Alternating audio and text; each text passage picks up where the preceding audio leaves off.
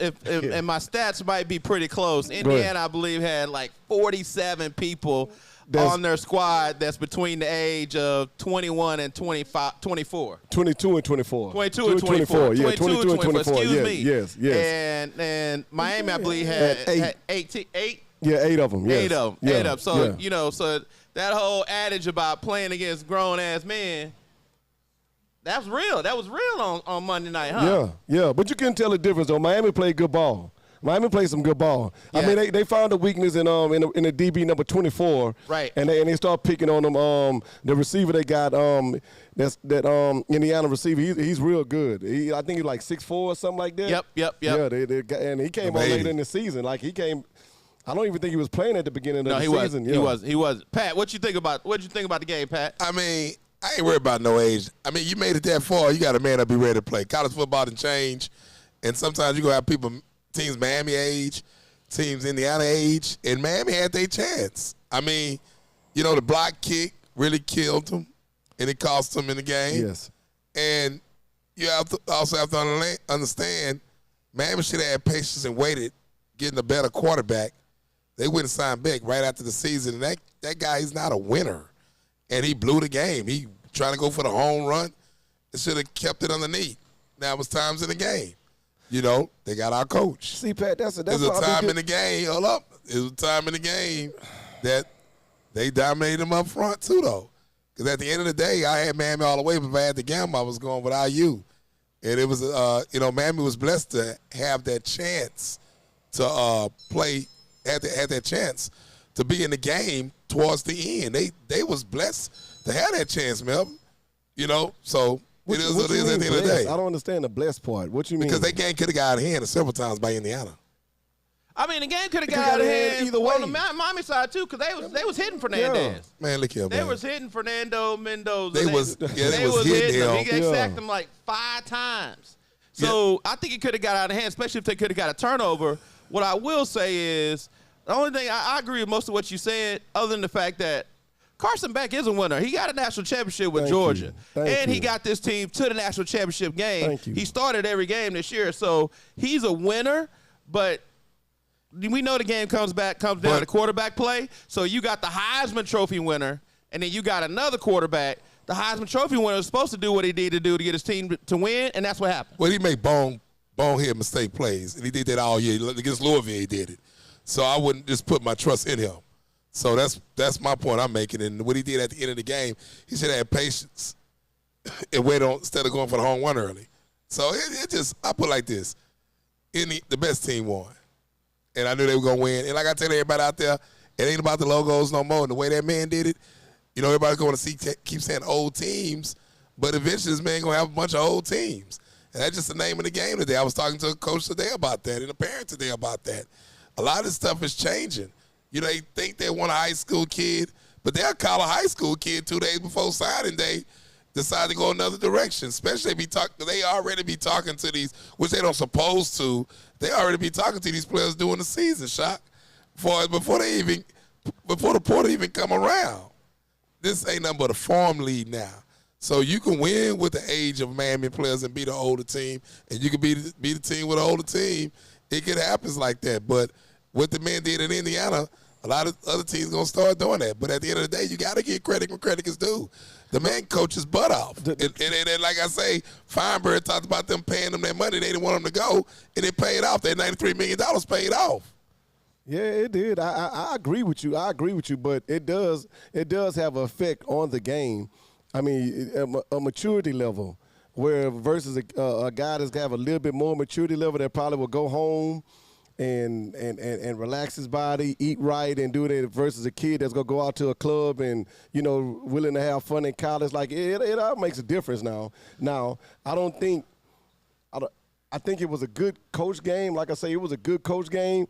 I don't think Indiana was that much better than Miami, and I don't think Miami was that much better than They were pretty Indiana. evenly They were matched. pretty even matched. Yeah. But come on, Shock man. Hold on for a second. I gotta address something he just said. Go ahead. We gotta keep it real. This Go is a ahead. keep it real show. Go ahead. He talking The about Tano. you 22, 23-year-old going home to take care of their body. They not out partying. Come on, Shock man. What was you doing at 22, 23? I you had that little thing on the side. You was Yeah. out there. Come on now. I just said it may be a little bit more maturity my level. good. Little bit more. Okay. Tony's 17 years old, just made 18 right before the game. Yep. He just made 18 right before the game. And he graduated early. And he graduated early. So he pretty mature. Yeah, He graduated early. Yeah, that's what I'm saying. So he got to man up. But he's still out there, though. He in Miami. Yeah. He's still out there. So Yeah. we all understand he's still out there. I'm Yeah. gonna tell y'all this, guys. I think they pumped that up by them being an older team because the simple fact is they're not used to seeing IU. If it would have been any other team, they wouldn't make that age difference a big thing. And everybody in the Big Ten, and like SEC, it's teams that have been at the bottom.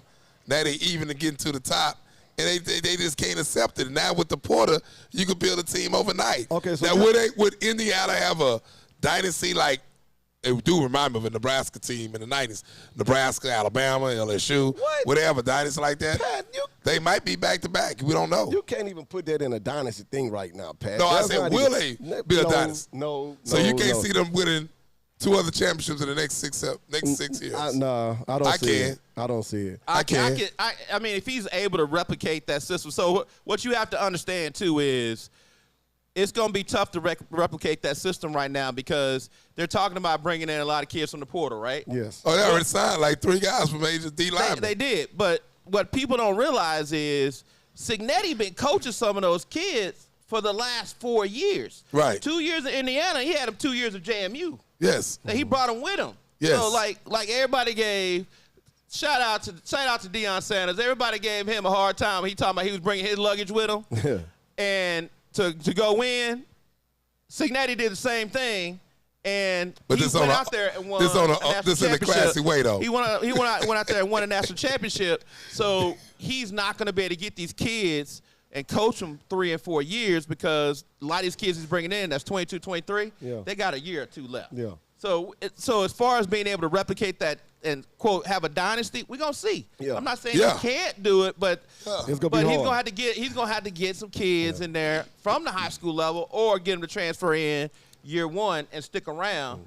The great thing about it is they got that money because my boy Mark Cuban, shout out to the Dallas Mavericks. Well, I mean, Big town, he's on the sideline. but it ain't just Mark Cuban. He just got a popular name in the face. They the number 2 business school in the country. Yes. They got money. You got, what's his name, Cougar, what's the singer, John Mellencamp, whatever his name is. Yeah. You know, he's got a nighttime suite up there. He built them an indoor facility. At the end of the day, the coach is going to do it because he could coach. Yes. And all I got to say is this. Mark my word, he will win another championship. Might win it next year. Google him. Yeah. No, I agree with everything you guys saying. All I'm talking about on a maturity level, what's the average age coming out of college? Would you be like 20, 21? I mean, coming back out- in coming the out- day, the it last was couple of 21, years been 22. old. Huh? I mean, back in the day, I mean, before what's the the norm? before Yeah. the last 10 years, it was 21, 22. Now it's more like 23 to 25. But that's what I'm saying. So I'm just saying the norm. The norm would be like 21, 21, 22. But really, 21, 25 is kind of played out now because of that COVID. COVID's over with. Yeah, Yeah, COVID's over. Well, that's what I mean by the maturity level. So those guys on that team has been through some things. Right. And the sense of urgency of being prepared for the game, it would be totally different from an 18-year-old kid that's really not focused, or you think he focused, but he really not that focused like a 25-year-old Well, guy. we could switch to basketball. Most of the basketball teams, that's why Duke always wanted, because Coach K, all his players stayed 4 years. They had older teams. Right. Take my man in North Carolina, Dean Smith, tell his boys to come out. A lot of times when you have an older team, a lot of times they do help and win. But at the end of the day, you know, I'm not making it a big deal. I understand what you're saying. There's a conversation about it. But they still don't want to give IU their credit, and these people. Oh, no, thing. I want to give them their credit. I know, They did a I'm good just job. saying. I don't think that was the tail end of the game. A lot of these people don't want to give a lot of these teams credit. IU earned that championship. They went out on the field. They won it. They played a tough schedule, especially when they got to the playoffs. They played a lot of top 5 teams, top 10 teams, Yes. and they dominated every team they played. other than two, which was Ohio State in the Big Ten championship game, and Miami. Everybody else, they basically control the game. Well, but I'm happy. Oregon. I'm happy you admit that, man. We had a big argument all year about IU, and you said he play Ohio State. I'm happy. But I'm gonna tell y'all something about that. I'm gonna tell y'all something about that Oregon game. That coach just wasn't ready because he had a lot of other coaches got jobs. That's the only thing about when you go to playoffs.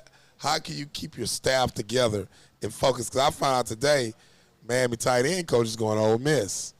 He's going to be the co-coordinator. And I think another thing, what hurt Miami, the game was close. They had the opportunity. And like I say, I wouldn't put the game in back end. It is what it is. But how they are, their mentality, that was the worst place the game could have been in Miami. Oh, yeah. You talk about being focused. I knew. Oh, my goodness. Oh, my goodness. I tell you what. I talked to a former player yesterday about that, and he said that it was a lot of distraction.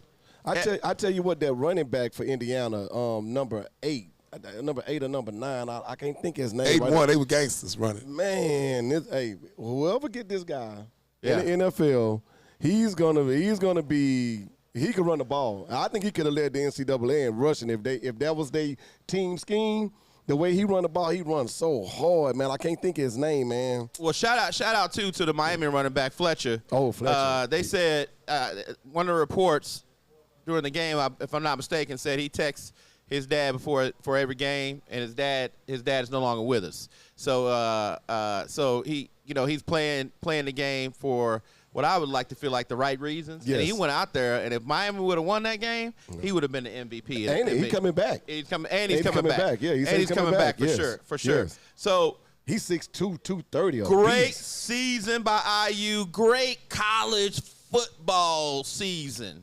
And you heard a lot of the coverage right here from In the Tunnel. Look for a In the Tunnel college special coming up real soon. Especially talking about recruiting as we go into spring camp.